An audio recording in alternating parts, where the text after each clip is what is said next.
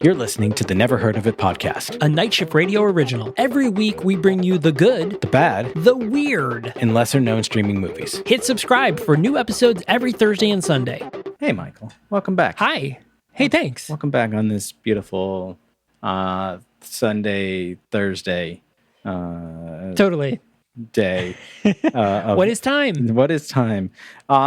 Speaking of time, for those of you who are, of course, we know that you're subscribed to the Never Heard of It podcast on every available platform because you're hearing this. And as we all know, bonus episodes don't appear in your feed unless you subscribe. So all your friends who aren't, first of all, they're not your friends. Second of all, you can redeem them by letting them know that they're missing out on some pretty fun weekly shit, both here on YouTube for those of you who are watching us, and on your podcast player of choice for those of you who are listening.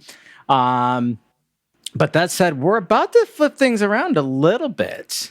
And that's because in just a week from now.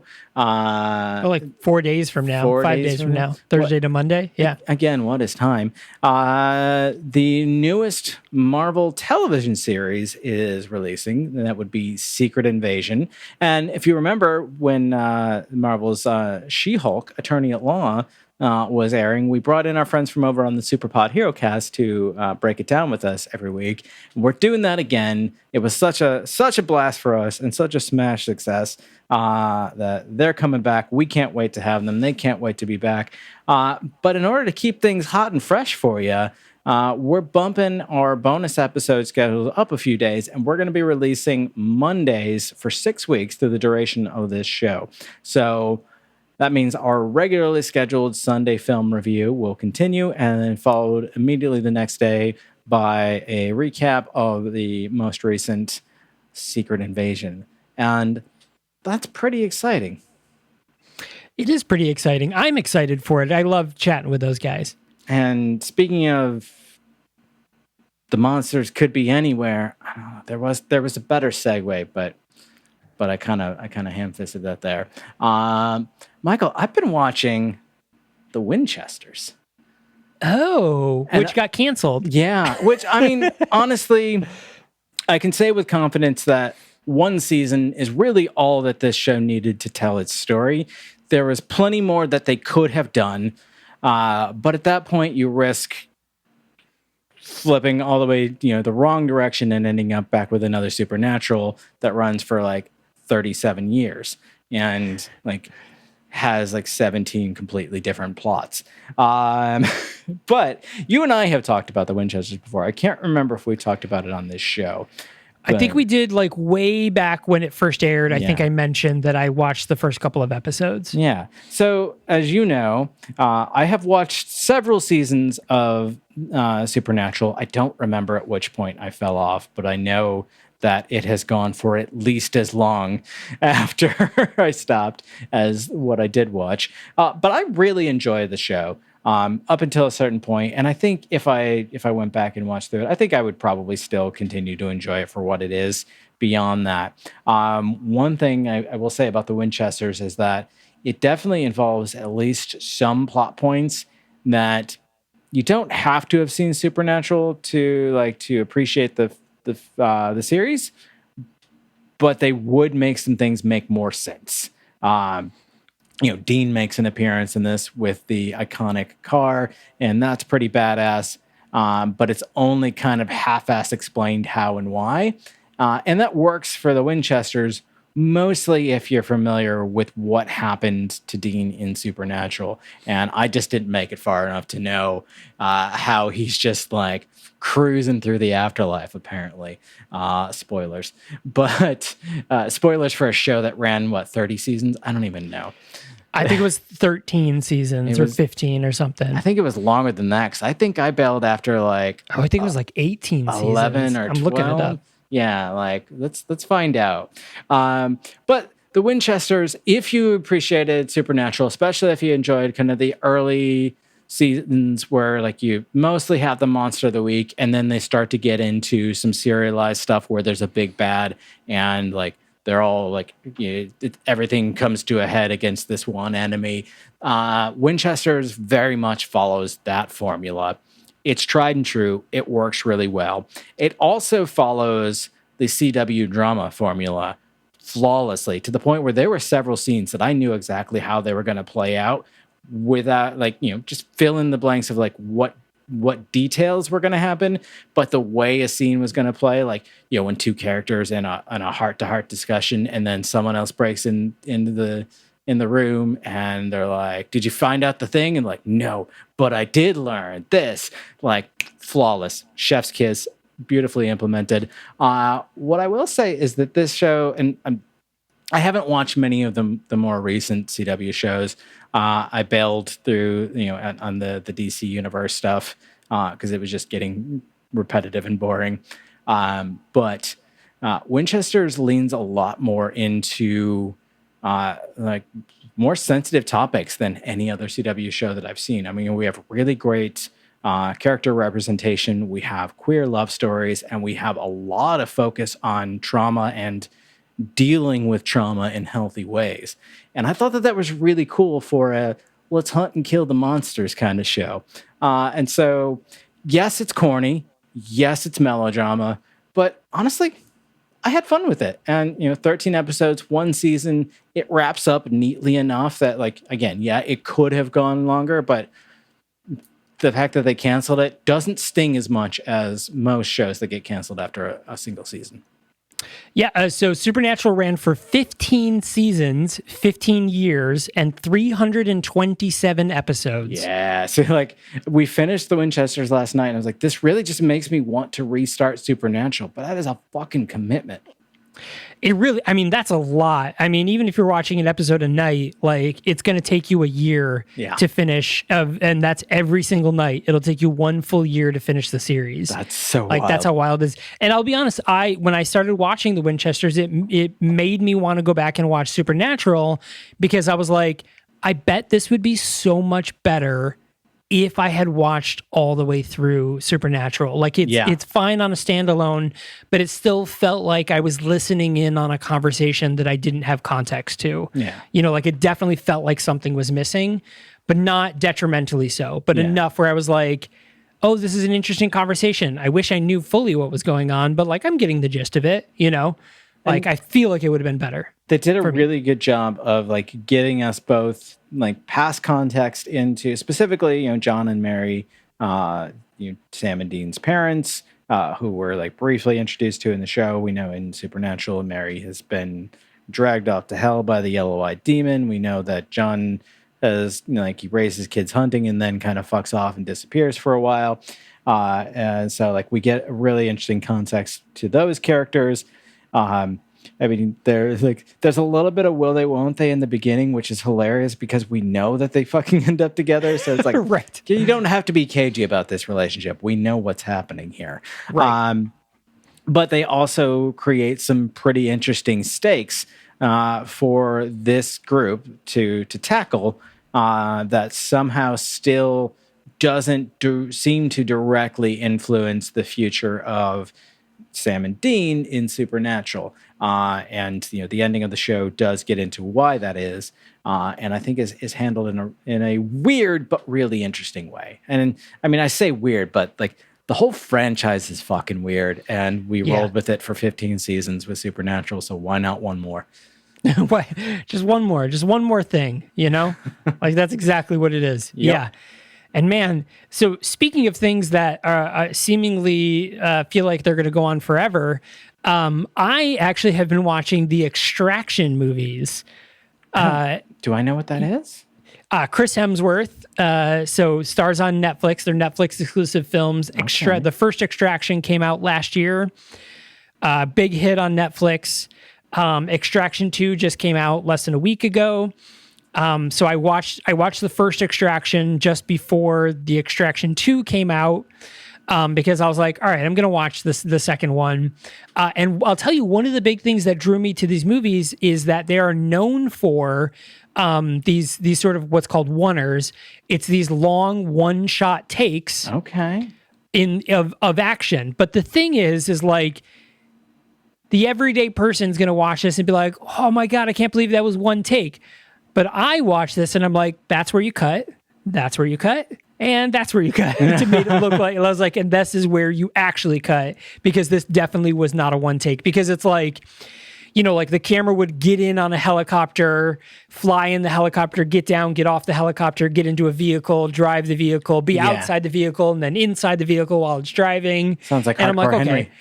Yes, it was exactly that. And it was like, it looked like a one shot, Extraction 2, for as an example, has a 21-minute oneer, which is an insane. Now, don't get me wrong, even though I'm like, okay, so this is where the cut was, fucking impressive. Yeah. Very, very impressive. Like, if anything, to watch those sort of shots, the action in these films are top notch, like really, really top notch. Now, here's the thing about the plot of Extraction and Extraction 2. There's not really much of a plot. I was waiting for that. Here's the thing about the plot. There isn't one.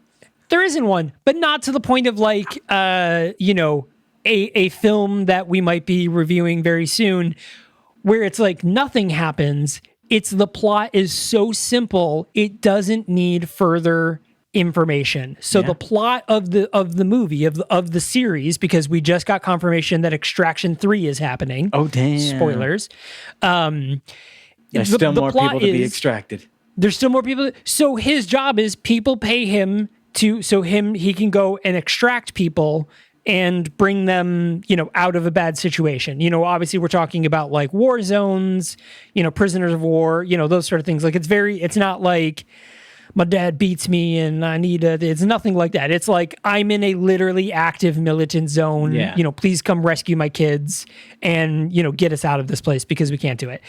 And that's it. That's all you need to know. He works for an agency that deals with extractions. He goes in, extracts the thing, and leaves. There's no like underarching James Bond style, like it was all a conspiracy, blah, blah. There's none of that. It is literally just straightforward. Go get the thing, kill a bunch of people, get out, you save the day, fucking congrats.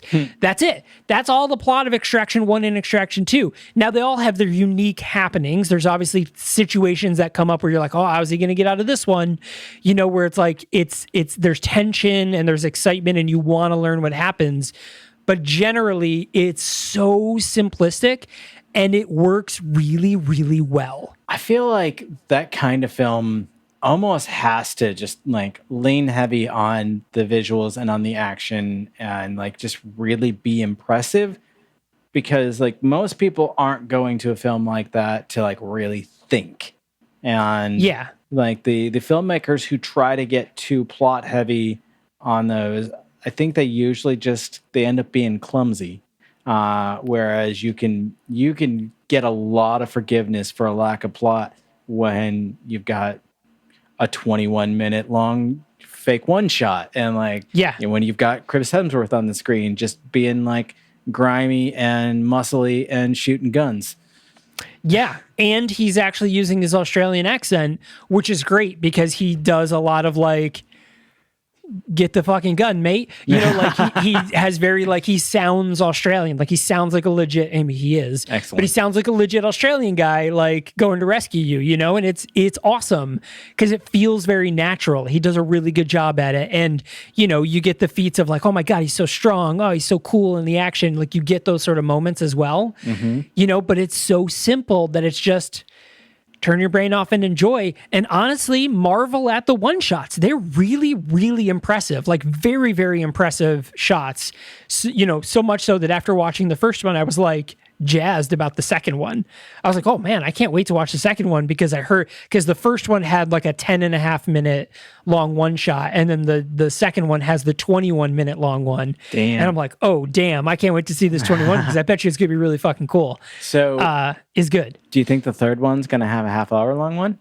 Oh God, I hope so. I hope like they really like 10, the whole 20... movie is a one shot. Yeah. Extraction 8 is just the whole movie is a one shot thing. Because I mean, they could totally do it because I see how they do it. You can tell where the transitions are. A little bit, at least I could as a filmmaker, as somebody who watches and critiques films and makes movies, I was like, gotcha, this is where the transition occurs. It's seamless. They did a really good job with the effects, but like you could tell.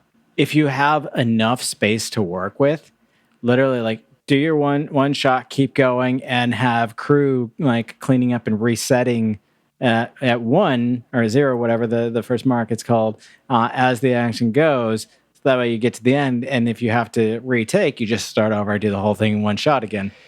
So that actually happened for an Oscar-winning movie that just happened a couple of years ago. I think it was 1912 or something like that. That like World War I movie. Oh, that whole movie was shot in one take, not a one shot. It was one take. Son of a bitch. I think, or it could have been a oneer where there was transitions, but I do remember watching some of the making of it where they would like do this really long scene and then be like, nope, we got to reset like all the way back to 1 and reshoot this thing. So I think it was either shot in extremely large chunks and then seamlessly edited together to make it look like one whole film, or they really did it in all one shot because it was pretty cool.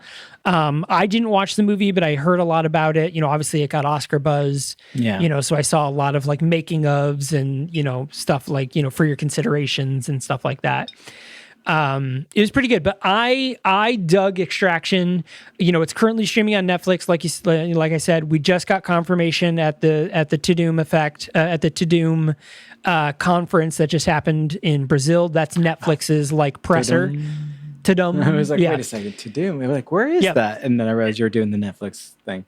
They're doing the Netflix thing. Yeah, which happened in Brazil.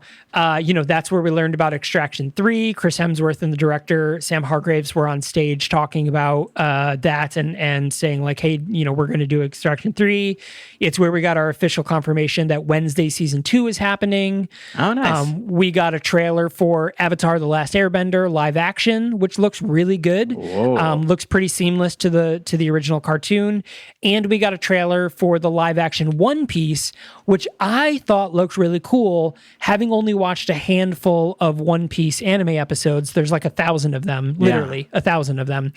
I thought this looked really cool. It was definitely something where I was like, I would totally watch this. Neat. It seemed pretty interesting. So I'm pretty excited about that as well. So all those things are coming up this year on Netflix, as well as a whole bunch of other shows. You know, I mean, there's a lot of returning shows, you know, like Bridgerton and Queen Charlotte and blah, all those other shows. Does anyone even still watch Bridgerton without the Duke? Apparently a lot of people, because it's coming back for another season. And it spawned a spinoff, which is getting another season as well. Because Queen Charlotte is a spinoff of Bridgerton. Yep, I do remember that. Yeah. Yeah. Crazy. But yeah, so Extraction and Extraction 2 now currently streaming on Netflix. And then the Winchesters you can actually watch on the CW app for free. You don't even have to sign into that one, but that will also eventually make its way to Netflix. It's on Max currently. Oh, it's on Max currently. Yep. There you go. So it's on Max. You can watch it there. Or if you don't have Max, again, the CW app. There you go. Yeah. Yeah. So we're super excited. You know, as we mentioned at the beginning of this episode, Secret Invasion, the first episode actually aired yesterday. So on Monday, we will be talking about the first episode, and that will be spoiler filled. So if you have not watched over the past 5 days, you know, maybe wait on that episode. But either way, tread carefully. Or, you know what? If you really cared about spoilers, you would watch things when they come out. That's my opinion on that sort of stuff.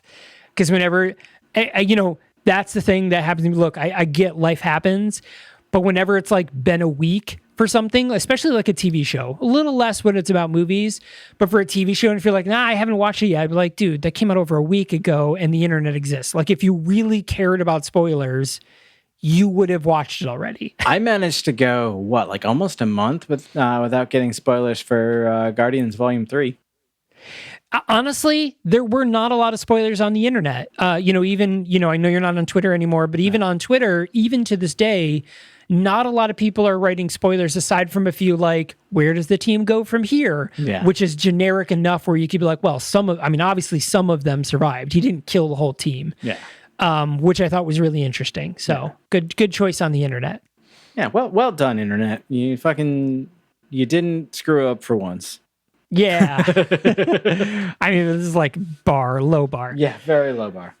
So there it is, everyone. Thanks a lot for watching and listening. Again, hit those subscribe buttons so you're notified every time brand new episodes drop. And we will see you on Sunday, where we're watching the last movie of our month of the worst zombie movies. So we're watching Dead Sight, which is also streaming on Tubi TV, and that'll be our last movie. So we'll end up voting what was the worst zombie movie of the month. And this is your opportunity to decide whether you like this format or not. And if if you liked it, leave a YouTube comment down below. Hit us up on social media, Night Shift MG, wherever it is that you can get a hold of us and say, like, yes, we like this bracket formula. Keep it going. And maybe in August, we will continue it on again. Yeah, you never know. And the results may surprise you. Yes, maybe. All right, thanks a lot for joining us, everyone. We will see you Sunday. Okay, all right, bye.